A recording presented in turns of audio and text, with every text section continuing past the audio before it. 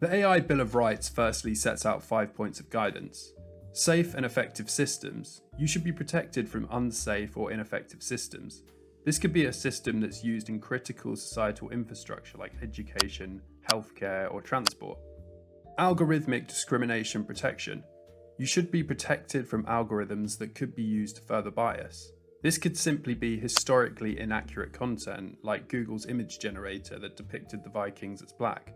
Data privacy. This means companies need to regulate abusive data practices and give you some agency on how your data is used, like data consent or alerts about location tracking.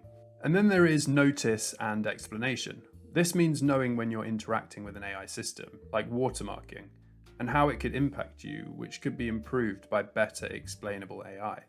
Me, alone on a dead planet with a manically depressed robot. You think you've got problems? What are you supposed to do if you are a manically depressed robot? There are also local examples like the people of Illinois who are given written letters if their biometric data is used by the private sector. And finally, alternative options, which means having the freedom to opt out in favour of a human alternative.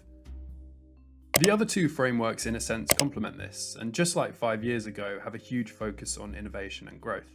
Two quotes from the Guidance for Regulation of Artificial Intelligence Applications sums this up quite well. Federal agencies must avoid regulatory or non-regulatory actions that needlessly hamper AI innovation and growth. And agencies should consider new regulation only after they have decided, in light of the foregoing section and other considerations, that federal regulation is necessary. But the advancements in AI capabilities means that it can't just be left to individual companies and markets to guide themselves entirely. That's why alongside innovation, public trust in AI is listed as the first principle, because as it states, the continued adoption and acceptance of AI will depend significantly on public trust and validation.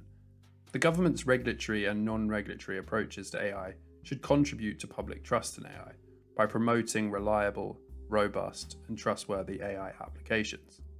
Put more simply, the US's quest for global competitiveness relies on the American people and its corporations to use AI products. No support and trust, no growth and innovation.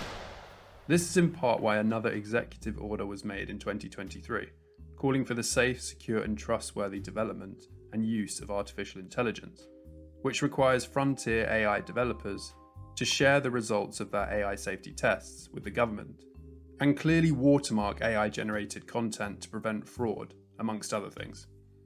Another point at which the Guidance for Regulation of Artificial Intelligence Applications and the Artificial Intelligence Risk Management Framework dovetail is in the need for a risk-based approach.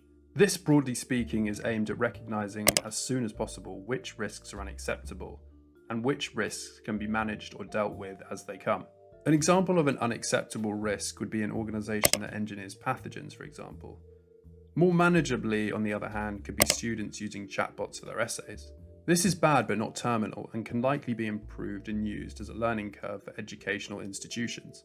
Context then is massively important, and this in turn circles back to the focus on trustworthiness. As it states, understanding and managing the risks of AI systems will help to enhance trustworthiness and in turn cultivate public trust, which then again allows for innovation and growth.